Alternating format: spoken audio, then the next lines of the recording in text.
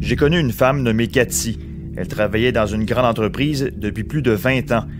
C'était une femme travaillante qui avait des résultats exceptionnels. Elle était amusante. Mais l'entreprise a changé. Cathy s'est mise à croire que la haute direction s'en faisait seulement pour les résultats, sans se soucier des gens qui les produisaient. Cathy a cessé d'innover. Elle travaillait seule. Elle assistait aux réunions, mais ne participait pas vraiment. Elle a commencé à croire que rien ne changerait au travail. En fait, Cathy avait un boulot, mais pas de véritable but. Cathy était victime d'une culture qui ne fonctionnait pas. Une culture où l'on ne connaissait pas le rendement élevé.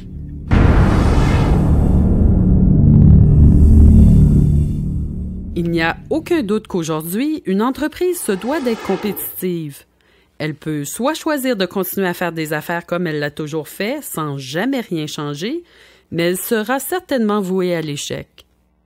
Ou encore, elle peut choisir la réussite à long terme en bâtissant une équipe à rendement élevé. Mais est-ce que la plupart des entreprises créent un environnement propice au rendement élevé? Pas selon une étude de Harris Interactive. En fait, son sondage mené auprès de 23 000 travailleurs, cadres et exécutifs a révélé des choses étonnantes.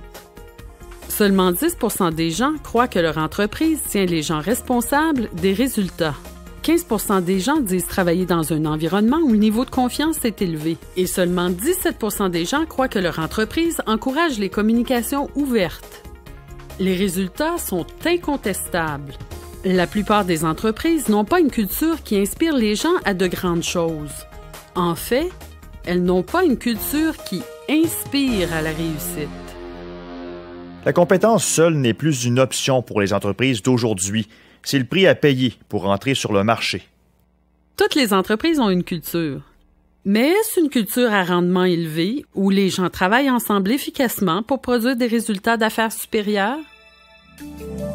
Le rendement élevé, c'est une culture disciplinée où il existe un engagement clair où les gens, 1. se tiennent eux-mêmes et les autres responsables de donner le meilleur d'eux-mêmes en n'acceptant rien de moins. 2. sont responsables à 100% des résultats d'affaires et de leur impact sur les gens. Et 3. sont activement engagés, c'est-à-dire qu'ils donnent leur maximum pour obtenir les résultats nécessaires. Le rendement élevé, ce n'est pas la réussite ou l'échec, c'est la différence entre être bon et exceller. En fait, le rendement élevé, ça marche. Est-ce que la recherche le démontre? En d'autres mots, est-ce qu'on peut appuyer cette affirmation? La réponse? Absolument. Il existe de solides raisons d'affaires pour notre transformation culturelle, des raisons qui ont un effet direct sur nos bénéfices nets. Les entreprises qui ont une culture à rendement élevé obtiennent des résultats exceptionnels dans plusieurs secteurs, y compris la valeur des actions, le revenu et les bénéfices nets.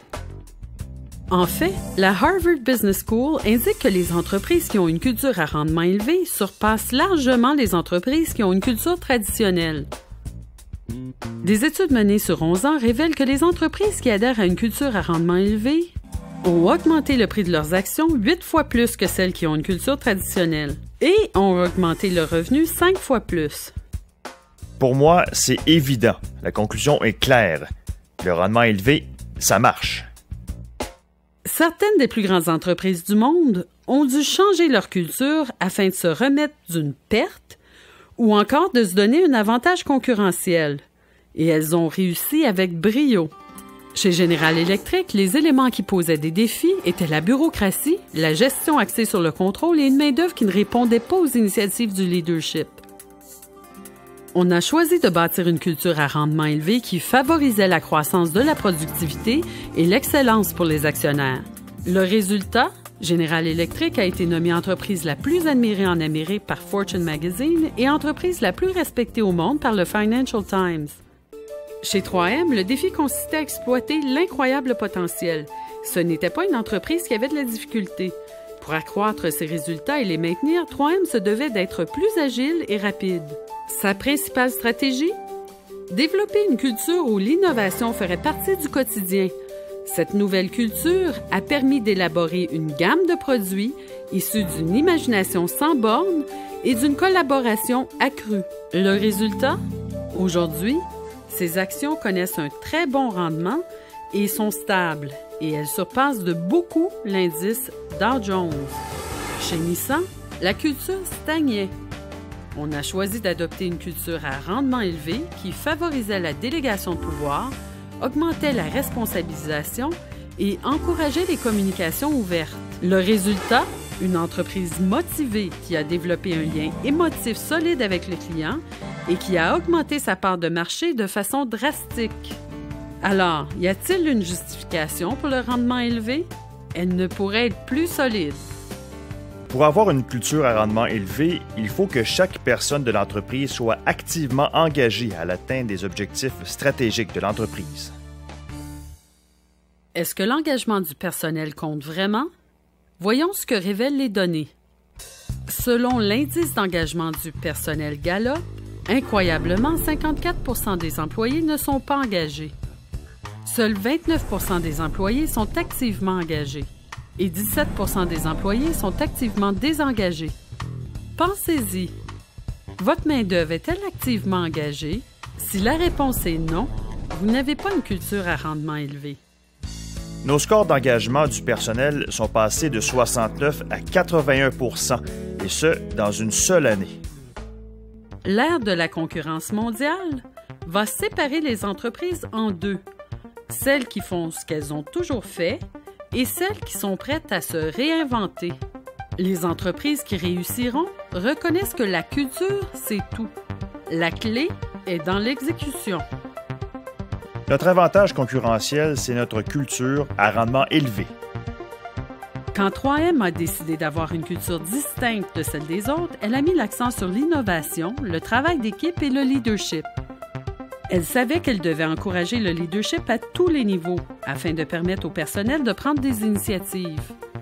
Elle a appris à parler le même langage, à encourager le personnel à tous les niveaux à contribuer pleinement et surtout, elle a activement engagé les membres de son personnel à être les meilleurs. La clé, c'est créer un environnement où les gens veulent bien au lieu de se sentir obligés. Quand on inspire cette force au personnel, tout le monde devient un leader. Le titre ou le poste n'a aucune importance. À FAC, notre cri de ralliement, c'est responsable à 100% du temps. Avant, on parlait de livrer une expérience client exceptionnelle. Aujourd'hui, nous sommes l'expérience client. Notre cheminement va très bien et l'excellence est à la portée de la main. Et je crois que Cathy serait d'accord.